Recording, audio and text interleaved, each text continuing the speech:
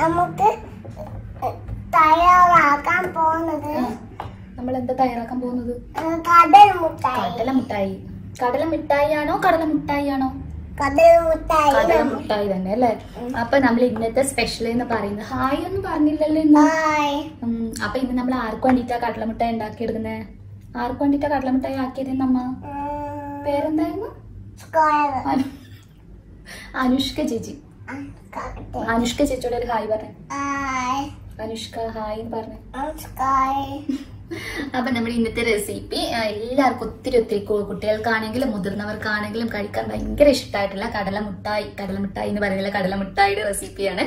അപ്പൊ ശരിക്കും 2 ചേരുവകൾ മാത്രമേ ഇതിന് ആവശ്യമായിട്ടുള്ളൂ. പിന്നെ ഫ്ലേവറിന് വേണമെങ്കിൽ മാത്രം നമുക്ക് ആഡ് ചെയ്താൽ മതി. നല്ല സിമ്പിൾ ആണ് റെഡിയാക്കി എടുക്കാൻ വേണ്ടിയിട്ട്, പെട്ടെന്ന് തയ്യാറാക്കി എടുക്കാം. പക്ഷെ നമ്മുടെ ശർക്കര പാനിയുടെ പാകം തെറ്റിക്കഴിഞ്ഞു കഴിഞ്ഞാൽ കംപ്ലീറ്റ് ആയിട്ട് അങ്ങ് ഫ്ലോപ്പ് ആയി പോകും. അപ്പൊ ഇതിനകത്ത് പറയുന്ന കാര്യങ്ങളൊക്കെ ശ്രദ്ധിച്ചിട്ട് എല്ലാവരും ഒന്ന് ട്രൈ ചെയ്ത് നോക്കുക. അപ്പൊ നല്ല കടിയിലെ നല്ല ക്രിസ്പി ആയിട്ടുള്ളതാണ്. അപ്പൊ ശരിക്കും കാണിച്ചു തരുന്നുണ്ട് ലാസ്റ്റ് വീഡിയോയിൽ എങ്ങനെയാണ് അത് പൊട്ടിക്കുമ്പോഴൊക്കെ. നമ്മൾ ശരിക്കും പുറത്തുനിന്ന് വാങ്ങിക്കുന്ന അതേ ടെക്സ്ചർ തന്നെ കേട്ടോ. അപ്പൊ എല്ലാവരും തീർച്ചയായും ഉണ്ടാക്കി നോക്കുക. ചാനൽ ആരെങ്കിലും പുതിയതായിട്ട് കാണുന്നുണ്ടെങ്കിൽ സബ്സ്ക്രൈബ് ചെയ്യുക, ബെല്ലൈക്കൺ ക്ലിക്ക് ചെയ്യുക. അപ്പൊ നമുക്ക് വേഗം തന്നെ വീഡിയോയിലോട്ടേക്ക് പോകാം. അപ്പോൾ കടലമുട്ടായി തയ്യാറാക്കി എടുക്കുന്നതിനായിട്ട് ഞാനിവിടെ എടുത്തിരിക്കുന്നത് 1 കപ്പ് നിലക്കടലയാണ്. ഇതിപ്പോൾ പച്ചക്കടല വാങ്ങിച്ചിട്ട് ഒന്ന് വറുത്തെടുത്തതിന് ശേഷം അതിൻ്റെ തൊലിയൊക്കെ കളഞ്ഞെടുത്തിട്ടുള്ളതാണ്. അപ്പോൾ നമ്മളെപ്പോഴും പച്ചക്കടല വാങ്ങിച്ച് നമ്മൾ തന്നെ വറുത്തെടുത്ത് റെഡിയാക്കി എടുക്കുന്നതാണ് ഒന്നുകൂടി നല്ലത്, പുറമേ നിന്ന് വറുത്ത കടല വാങ്ങിക്കുന്നതിനേക്കാളും. അതുപോലെ തന്നെ കടല നല്ല ക്വാളിറ്റിയിലെ കടല നോക്കി എടുക്കാൻ വേണ്ടി നോക്കുക. അതല്ലെങ്കിൽ കടലമുട്ടായി ഒട്ടും തന്നെ ടേസ്റ്റ് ഉണ്ടാവില്ല. ഇനി ഇത് സെറ്റ് ചെയ്തെടുക്കുന്നതിനായിട്ട് ഒന്നുകിൽ അലുമിനിയം ഫോയിലോ, അപ്പോൾ അലുമിനിയം ഫോയിൽ എല്ലാവരുടെ കയ്യിലും ഉണ്ടാവണമെന്നില്ല, അപ്പോൾ സ്റ്റീലിൻ്റെ പ്ലേറ്റ് ആയാലും മതി. കുറച്ച് നെയ്യോ അതല്ലെങ്കിൽ ഓയിലോ തടവിയിട്ട് ഇതൊന്ന് ഗ്രീസ് ചെയ്തിട്ട് ആദ്യമേ തന്നെ നമ്മളൊന്ന് റെഡിയാക്കി വെക്കണം. കാരണം ഇതിനകത്തോട്ടേക്കാണ് നമ്മൾ ചേർത്ത് കൊടുക്കുന്നത്. അതിനുശേഷം ഒരു പാൻ വെച്ചിട്ട് ഇതിനകത്തോട്ടേക്ക് നമ്മൾ ഏത് കപ്പിനാണോ നിലക്കടല അളന്നിട്ടുള്ളത് അതേ കപ്പിന് 1 കപ്പ് തന്നെ ഞാൻ ശർക്കര ചേർത്തിട്ടുണ്ട്. കൂടെ തന്നെ ഒരു 1/4 കപ്പ് വെള്ളം കൂടി ഒഴിച്ചു കൊടുക്കാം. വെള്ളത്തിൻ്റെ അളവ് ഒരിക്കലും കൂടി പോകരുത്. എന്നിട്ട് നമ്മൾ നന്നായിട്ടൊന്ന് മിക്സ് ചെയ്തെടുക്കണം. ശർക്കരയാണ്, അപ്പോൾ എപ്പോഴും കല്ലും തരികളൊക്കെ ഉണ്ടാകും. ഒന്നങ്ങ് മെൽറ്റായി വന്നതിന് ശേഷം, അലിഞ്ഞു വന്നതിന് ശേഷം നമ്മളൊന്ന് അരിച്ചെടുത്തിട്ട് വീണ്ടും ഇതേ പാത്രത്തിനകത്തോട്ടേക്ക് തന്നെ ചേർത്ത് കൊടുത്താൽ മതി. അപ്പോൾ ഈ ശർക്കര പാനി ഞാനിപ്പോൾ എടുത്തിരിക്കുന്ന ശർക്കര നല്ല ഡാർക്കാണ് കേട്ടോ. അതായത് ഹൽവക്ക് വേണ്ടിയിട്ട് എടുത്തിട്ടുള്ള ശർക്കരയായിരുന്നു, വാങ്ങിച്ച ശർക്കരയായിരുന്നു. അപ്പോൾ നമ്മൾ കടയിൽ നിന്നൊക്കെ വാങ്ങിക്കുന്ന കുറച്ചുകൂടി ഒരു ലൈറ്റ് കളറല്ലേ. അപ്പോൾ നിങ്ങൾക്ക് വേണമെങ്കിൽ ശർക്കര ആ ഒരു കളറൊക്കെ നോക്കിയിട്ട് അങ്ങനെ വാങ്ങിച്ച് ചെയ്യുന്നതാണെങ്കിൽ ഒന്നുകൂടി നല്ലത് കേട്ടോ. അതിനുശേഷം ഫ്ലേവറിന് വേണ്ടിയിട്ട് ഞാനിപ്പോൾ ഒരു 2 ടേബിൾ സ്പൂൺ പഞ്ചസാരയും ഒരു 2-3 ഏലക്കയുടെ കുരുവും എടുത്തിട്ട് ഒന്ന് പൊടിച്ചെടുത്തിട്ടുള്ളതാണ്. കൂടെ തന്നെ 1/4 ടീസ്പൂൺ എടുത്ത് നെയ്യ് കൂടി ഒഴിച്ചു കൊടുക്കുന്നുണ്ട്. അപ്പോൾ ഈ ഏലക്കയുടെ പൊടിയും അതുപോലെ നെയ്യിൻ്റെ ഫ്ലേവറൊക്കെ ഇഷ്ടമുണ്ടെങ്കിൽ മാത്രം ആഡ് ചെയ്താൽ മതി കേട്ടോ. നമുക്ക് ജസ്റ്റ് ശർക്കര പാനിയിൽ മാത്രം കടല മിക്സ് ചെയ്തിട്ടും ഇത് ചെയ്തെടുക്കാവുന്നതാണ്. അപ്പോൾ അതൊക്കെ ഓരോരുത്തരുടെയും ഫ്ലേവറിനനുസരിച്ചിട്ട് അഡ്ജസ്റ്റ് ചെയ്യാൻ വേണ്ടി നോക്കുക. ഇനിയാണ് ഇതിനകത്തുള്ള പ്രധാന സ്റ്റെപ്പ് എന്ന് പറയുന്നത് ശർക്കര പാനിയുടെ പാകം. ഇത് ഉണ്ടാക്കിയെടുക്കാൻ സിമ്പിളാണ്, പക്ഷേ ശർക്കര പാനി നമ്മൾ തയ്യാറാക്കിയെടുക്കുന്നതിൽ എന്തെങ്കിലും ഒരു മിസ്റ്റേക്ക് വന്നു കഴിഞ്ഞാൽ ഇത് നമുക്ക് ശരിയായി കിട്ടില്ല.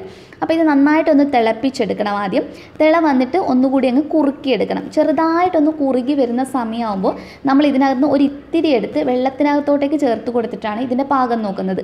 നമ്മൾ ആദ്യം ചേർത്ത് കൊടുക്കുന്ന സമയത്ത് ഇത് വളരെ സോഫ്റ്റ് ആയിട്ടുള്ള ഒരു രീതിയിലാണ് നമുക്ക് കിട്ടുക. നമുക്ക് സോഫ്റ്റായിട്ടല്ല വേണ്ടത്, കുറച്ചുകൂടി ഹാർഡായിട്ടാണ് വേണ്ടത്.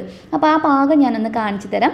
ഇതുപോലെ നമ്മൾ പാത്രത്തിനകത്തോട്ടേക്ക് ചേർത്ത് കൊടുത്തതിന് ശേഷം നമ്മുടെ വിരൽ വെച്ചിട്ട് ഇതുപോലൊന്ന് ചെക്ക് ചെയ്ത് നോക്കാം. അപ്പോൾ നമ്മൾ കയ്യിലിപ്പോൾ കണ്ടില്ലേ, എനിക്കൊന്ന് റോൾ ചെയ്ത് ഒന്ന് ഉരുട്ടിയെടുക്കാൻ പറ്റുന്ന പാകമാണ്, നല്ല സോഫ്റ്റാണ്. അപ്പോൾ ഈ ഒരു രീതിയിലാണ് ഈ ഒരു സ്റ്റേജിൽ നമ്മൾ നിലക്കടല ചേർത്ത് കഴിഞ്ഞാൽ നമ്മുടെ കടലമുട്ടായി ഒട്ടും തന്നെ പെർഫെക്റ്റ് ആയിട്ട് കിട്ടില്ല. പകരം നമുക്ക് തയ്യാറായി കിട്ടുന്നത് പണ്ട് നമ്മൾ ശർക്കര മുട്ടായി വാങ്ങിക്കാറില്ലേ പെട്ടിക്കടയിൽ നിന്ന്, അത് നമ്മൾ വായിലിട്ട് കഴിഞ്ഞാൽ ഇങ്ങനെ വലിഞ്ഞു വരുന്നത് പോലെയുള്ള ഒരു ടേസ്റ്റാണ് കഴിക്കുമ്പോൾ. അപ്പോൾ ആ ഒരു പാകമാണ് ഈ ഒരു സോഫ്റ്റ് ടെക്സ്ചറിൽ കിട്ടുക നമ്മൾ ആ സമയത്ത് ആഡ് ചെയ്യുവാണെങ്കിൽ. അപ്പോൾ നമ്മൾ ഒരു ഇത്തിരി സമയം കൂടി കുറുക്കിയെടുത്തതിന് ശേഷം വീണ്ടും നമ്മളൊരു ഇത്തിരി ചേർത്ത് കൊടുത്തിട്ടുണ്ട്. എന്നിട്ട് കൈ വെച്ചിട്ട് ഒന്ന് റോൾ ചെയ്ത് നോക്കാം. ഇതിപ്പോൾ കുറച്ച് ഹാർഡായി വന്നിട്ടുണ്ട്.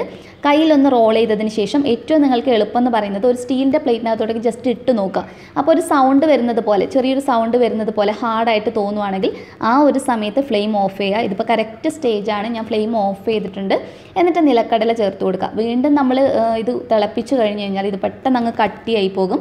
ചേർത്ത് കഴിഞ്ഞ പാടെ തന്നെ നമ്മൾ തവി ഉപയോഗിച്ചിട്ട് നന്നായിട്ടൊന്ന് മിക്സ് ചെയ്തിട്ട് യോജിപ്പിച്ചെടുക്കുക. നല്ലതുപോലെ യോജിച്ച് കഴിഞ്ഞാൽ അപ്പം തന്നെ നമ്മൾ നേരത്തെ റെഡിയാക്കി വെച്ചിരിക്കുന്ന ആ ഒരു ഫോയിലിനകത്തോട്ടേക്ക് ഞാൻ ചേർത്ത് കൊടുക്കുകയാണ്. അതുപോലെ ചേർത്ത് കഴിഞ്ഞ പാടെ തന്നെ തവി വെച്ചിട്ട് ആദ്യം ഒന്ന് നിരത്തി കൊടുത്തിട്ട് പിന്നെ നമ്മുടെ ചപ്പാത്തിക്കോലുണ്ടല്ലോ അതിനകത്ത് കുറച്ച് എണ്ണ തടവിയോ അതില്ലെങ്കിൽ നെയ്യ് തടവി കൊടുത്തിട്ട് ഒന്ന് ലെവൽ ചെയ്ത് കൊടുക്കുക. അപ്പോൾ നല്ല രീതിയിൽ നിങ്ങൾക്ക് ഷേപ്പ് ചെയ്തെടുക്കാം കേട്ടോ. കത്തി ഇതൊക്കെ വെച്ച് നന്നായിട്ട് ഷേപ്പ് ചെയ്തെടുക്കാം. ഞാനിപ്പോൾ അത്ര പെർഫെക്റ്റ് ആയിട്ടൊന്നും ചെയ്തെടുത്തിട്ടില്ല, കാരണം നമുക്ക് വീട്ടിൽ തന്നെ കഴിക്കാനുള്ളതല്ലേ. അപ്പോൾ ഷേപ്പൊക്കെ നിങ്ങൾ നോക്കിയിട്ട് നന്നായിട്ട് പെട്ടെന്ന് തന്നെ ചെയ്തെടുത്തു കഴിഞ്ഞാൽ അത്രയും പെർഫെക്റ്റ് ആയിട്ട് ചെയ്തെടുക്കാം.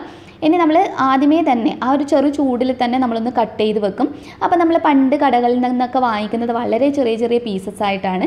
ഇപ്പോൾ അത് റൗണ്ട് ഷേപ്പിൽ നല്ല വലിയ പീസിൽ പാക്കറ്റ് കവറിലൊക്കെയാണ് അവൈലബിൾ ആയിട്ടുള്ളത്. അപ്പോൾ ഞാൻ കുഞ്ഞു കുഞ്ഞു കഷ്ണങ്ങളായിട്ടാണ് മുറിച്ച് വെച്ചിട്ടുള്ളത്. ഇത് പെട്ടെന്ന് തന്നെ സെറ്റായി കിട്ടും കേട്ടോ. വളരെ കുറഞ്ഞ സമയം മാത്രമേ വേണ്ടൂ ഇത് സെറ്റായി വരാൻ വേണ്ടിയിട്ട്.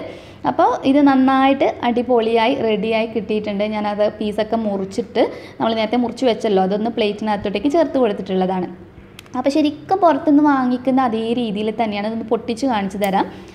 അപ്പോൾ കണ്ടില്ലേ, നല്ല രീതിയിൽ നമുക്കിതുപോലെ റെഡിയായി കിട്ടും. അപ്പോൾ ആ ശർക്കര പാനിയുടെ പാകം മാത്രം ഒന്ന് ശ്രദ്ധിക്കുക. ശർക്കര പാനിയുടെ ആ സോഫ്റ്റ് ആകുന്ന സമയത്ത് ഒരിക്കലും ഇത് ചേർത്ത് കൊടുക്കരുത്.